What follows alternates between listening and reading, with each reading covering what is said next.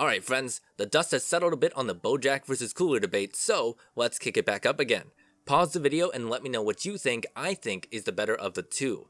Now hello there, my name is Waffles the Asian Yenber and I'm doing a top 10 video for every single type in Dokkan for the end of 2020. So far we've covered Tech, Int, and Fizz, which you can check in the playlist down below. And for these, I look at all LRs and Dokkan Fest exclusives, but to save my brain, I limit the other units to only ones who were released or got some sort of awakening in 2020. And I consider a variety of factors when making these top 10s, from overall utility, to their stats, to their effectiveness at their design role, and how well they function in endgame content like Super Battle Road, the Legendary Goku event, and Infinite Dragon Ball history.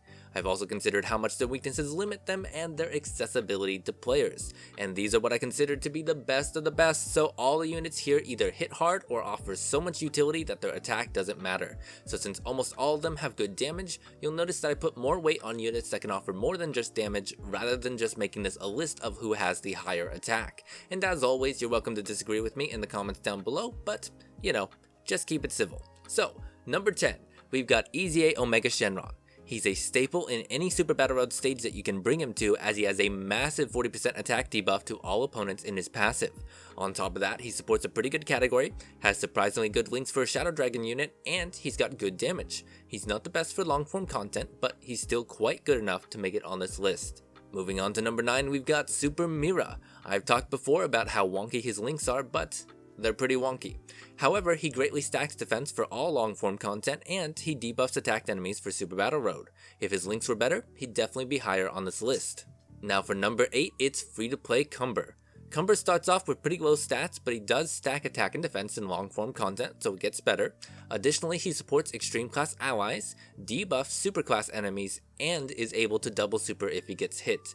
While he's not the best option for Super Battle Road, he's certainly viable there, and should work well in long form content like the Legendary Goku event and Infinite Dragon Ball history. On top of that, he's free, so he's very accessible for all players. Next up is number 7, Evil Boo. He does need a Majin Buu Saga enemy to really make the most out of his kit, but even without one, he's still pretty good. On turn 1, with some support, he could still hit a little over 3 million. Without support, in the showcase I watched, he was hitting between 2.3 and 2.5 million. He debuffs all enemies in his passive for Super Battle Road, and if you're facing a Majin Buu Saga enemy, he also gets to double super and gets a 50% chance to dodge.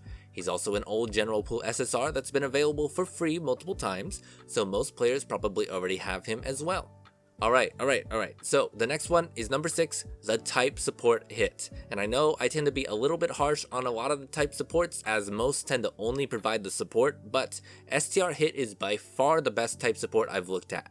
While he does have the nuker issue that all the other type supports have, he stacks defense for long form content, and he stuns for Super Battle Road. While he won't be super strong offensively, he's not going to be a liability, and that makes him quite a good support. And on top of that, he also falls under Bojack's Space Traveling Warriors lead, which means that he can float and support one of the best Extreme STR units in the game. And while he doesn't give Kefla the 50% support, he will change orbs for her team, which will let her get her full potential off. Now for number 5, we've got EZA Perfect Cell. I actually didn't realize his EZA had come out so recently, and I was pretty surprised by how well it aged. But Perfect Cell stacks his attack and defense for long form content, he debuffs all enemies in his passive for Super Battle Road, and he even has an AoE attack that heals if you can get the 11 key off, although that's pretty unlikely. He fits on a lot of different teams, and he can even be a partner for LR Int or LR Fizz Cell. And if you play JP, you know this one had to be on the list. LR Prime Battle Frieza is so good after his EZA, it's a little bit crazy that he's still free to play. He greatly debuffs when using his Ultra Super attack, which should be pretty easy to get as he gives himself an extra 3 key in the first slot and an additional 3 key if you're facing a super class enemy. When he's paired with Cooler and LR Turles support, he was getting close to 7 million attack, and let me reiterate, he's free to play. Absolutely grind this unit if you haven't yet, and be ready for his EZA on global when it comes.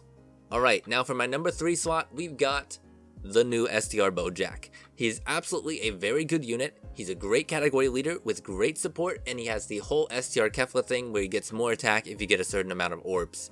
Now while Bojack is better defensively than Cooler, there are a few reasons that make him worse than my number 1 and my number 2 slots that I'm going to discuss in a moment. But all that being said, he is unquestionably a good unit, and this is like choosing which top chef made the best extra chocolate cake. I gotta nitpick for it. And number 2 is LR Turles. He is an absolutely insane LR. He has very good attack links, good support for a good category, and he stuns. He also makes a great pair with AGL Turles, who also supports, so it's very common for you to see this LR hitting crazy numbers. The reason why I gotta put him above Bojack is that while he's less accessible than Bojack, he does have the stunning to help him out in Super Battle Road, and he has a much better linking situation than Bojack does. Which leaves my number 1 slot, STR Cooler.